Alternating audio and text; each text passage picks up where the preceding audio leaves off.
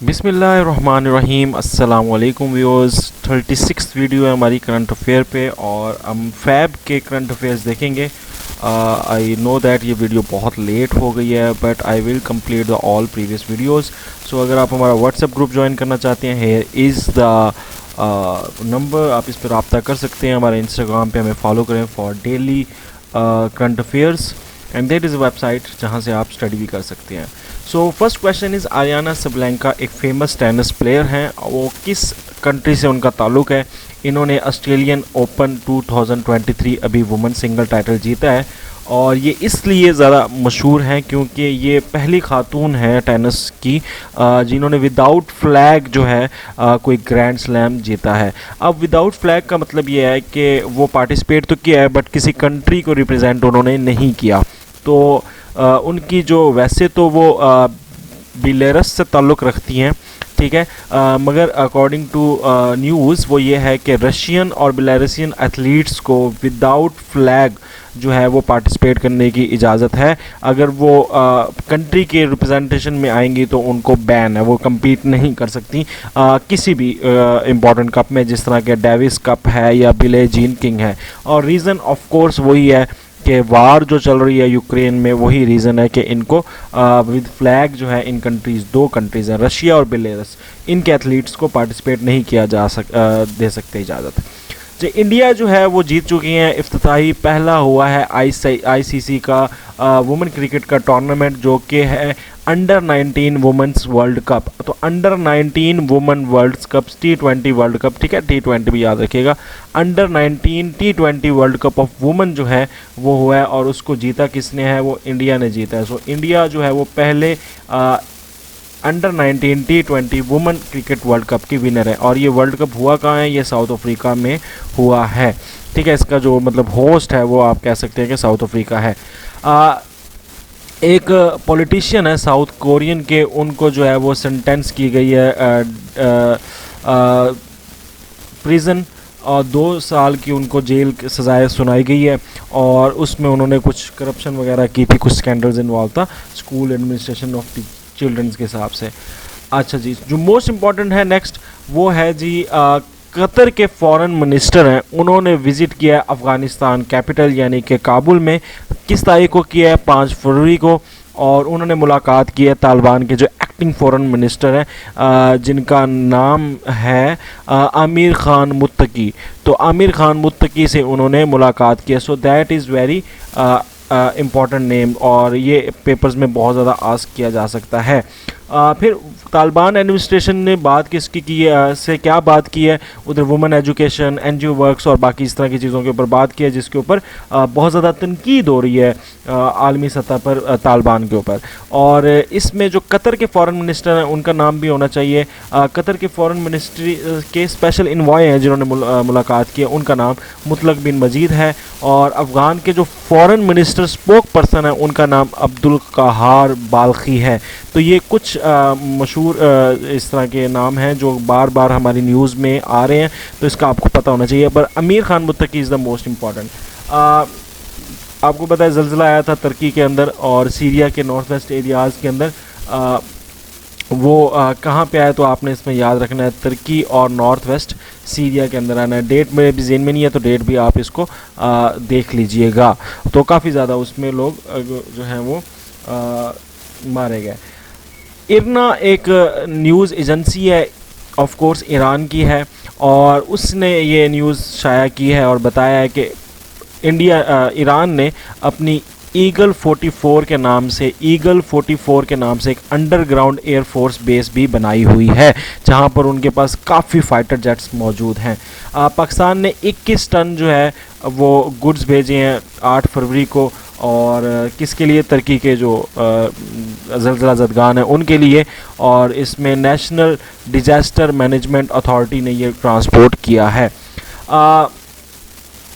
किस कंट्री के security cameras के ऊपर बार बार बात हो रही है? वो चाइना ऐसा कंट्री है जिसके सिक्योरिटी कैमराज जो हैं वो पूरी all over the world export होते हैं, तो उसके ऊपर वो कहा जा रहा है कि उसको या तो यूज़ ना किया जाए, उसके ऊपर कंप्लीट बैन लगाया जाए, या उसको बहुत ज़्यादा सिक्योर बनाने के लिए उसके ऊपर पूरी तफ्तीश की जाए। और इसके ऊपर ये सारी बातें हो रही हैं। तो ऑस्ट्रेलिया के डिफेंस डिपार्टमेंट है, उन्होंने जो है वो कह दिया है कि वो इंश्योर करेंगे कि चाइनीज़ मेड सिक्योरिटी कैमराज जो हैं वो हमारी बिल्डिंग्स में ना लगे हों।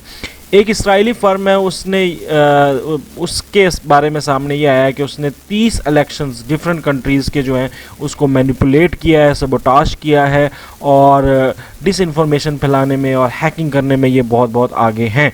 15 फरवरी की ये खबर आई है। तो इसराइल की कंपनी है जिसके ऊपर ये बात बना रहे। न्यू प्राइम मिनिस्टर बन गए हैं मोल्डोवा कंट्री के। तो मोल्डोवा एक कंट्री है और उसके जो प्रेसिडेंट है उसका नाम माया सांडू है, और उन्होंने जो नई प्राइम मिनिस्टर बनाई है वो है डोरिन रैकन। ठीक है, डोरिन रैकन जो है वो नई प्राइम मिनिस्टर है। किस कंट्री ने ये डिसरप्टिव टेक्नोलॉजी स्ट्राइक फोर्स बनाने का जो है वो अहद किया है? और वो जो टास्क है, वो जो फोर्स है डिसरप्टिव टेक्नोलॉजी स्ट्राइक फोर्स, वो अमेरिकन ने स्टार्ट किया, और उसमें यही है कि जो सिक्योरिटी थ्रेट अमेरिका को टेक्नोलॉजी की तरफ से हैं उसको वो सेफ गार्ड करेगी। सो अगेन वही सिक्योरिटी कैमरा और थ्रेट्स जो टिकटॉक वगैरह से अमेरिकन को है कि वो स्पाई हो रहे हैं चाइनीज़ की तरफ से, उसी के लिए ये बेसिकली बनाई गई है। स्पेन के पार्लियामेंट ने अप्रूव किया है कि वो पेड मेडिकल लीव दे सकते हैं वुमेंस को जिनको सीवियर पीरियड्स आ रहे हों, तो उसके ऊपर उनको पेड मेडिकल लीव जो है वो कंट्री देगा, और ये लेजिस्लेशन के अंदर आ गया है। बहुत अच्छी इकदाम है इस लिहाज से।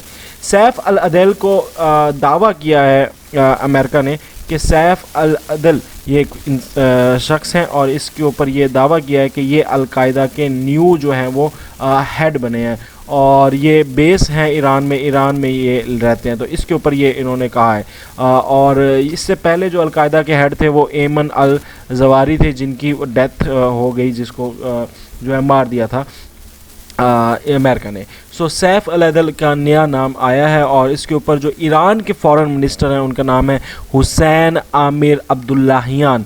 ये फॉरेन मिनिस्टर्स के नाम बहुत इंपॉर्टेंट होते हैं, ये ज़रूर देखा करें। तो हुसैन आमिर अब्दुल्लाहियान जो हैं ये ईरान फॉरेन मिनिस्टर हैं, और उन्होंने इसके बारे में कहा है कि देयर इज़ नो पॉसिबिलिटी कि हमारे पास कोई अलकायदा का हेड है। ठीक है, तो ये मिस इन्फॉर्मेशन है जो वाशिंगटन से फैली है। यूनाइटेड अरब एमिरेट्स के अंदर ओपन हुआ है एक ऐसा सिनेगॉग जहां पर मॉस्क और चर्च जो है वो इकट्ठी एक ही मतलब जगह पर हैं, और जो इसके ऊपर उन्होंने ये बताया कि जो प्रेसिडेंट हैं उनका नाम भी आपको पता होना चाहिए, मोहम्मद खलीफा अल मुबारक। ये प्रेसिडेंट है यूएई के। ठीक है, तो इन्होंने ये बात की है कि ये अच्छा प्लेटफॉर्म है और यहाँ पर बहुत कुछ सीखने को मिलेगा। 59th म्यूनिख सिक्योरिटी कॉन्फ्रेंस हुई है, और अगेन म्यूनिख कॉन्फ्रेंस है तो म्यूनिख में ही हुई होगी, जर्मनी में ही। और अगेन इसके ऊपर बात क्या हो रही है, रशिया यूक्रेन वार की फोकस्ड बात हुई है। प्रेसिडेंट जो बाइडन है इन्होंने कीव का दौरा किया, जो कि बहुत ही खुफिया दौरा था, किसी को नहीं पता था कि ये दौरा होने वाला है। तो Kyiv is the capital of Ukraine, और प्रेसिडेंट ऑफ अमेरिका का नाम है जो बाइडन। तो 20 फरवरी को उन्होंने यूक्रेन का दौरा किया है, और जो यूक्रेन के प्रेसिडेंट हैं उनका नाम है Volodymyr Zelensky.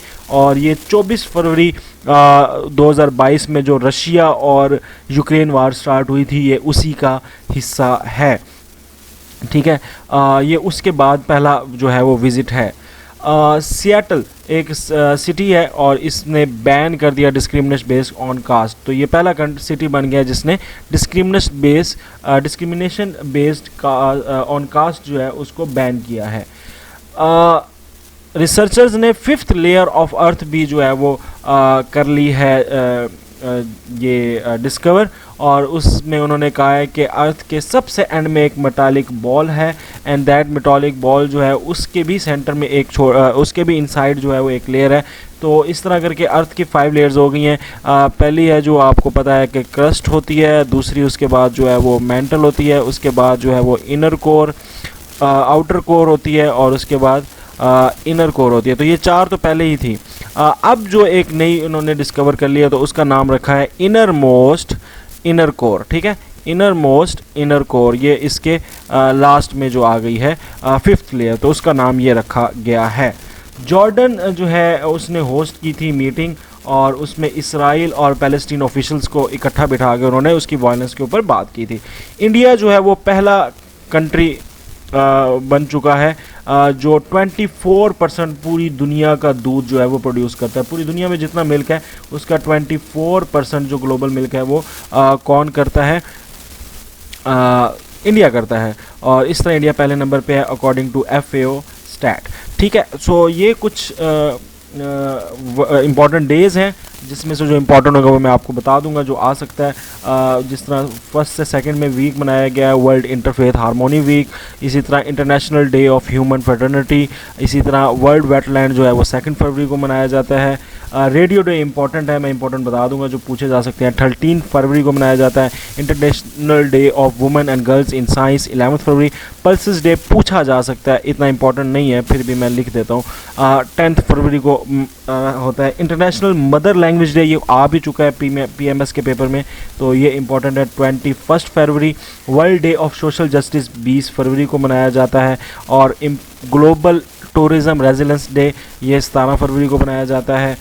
So that was days important. और अगर हमें आप वेबसाइट से स्टडी करना चाहते हैं, so here is the MCQs Mania website, आप इस पर रब्ता कर सकते हैं, इस पर देख सकते हैं चीज़ें। इस नंबर पर रब्ता करके हमारा पेड ग्रुप ज्वाइन कर सकते हैं। नेक्स्ट एपिसोड आपको मिलेगी यहाँ पर। चैनल सब्सक्राइब करने के लिए यहाँ पर क्लिक करें, और तमाम लेक्चर्स करंट अफेयर्स के आपको यहाँ पर मिलेंगे। दैट्स इट, अल्लाह हाफिज़।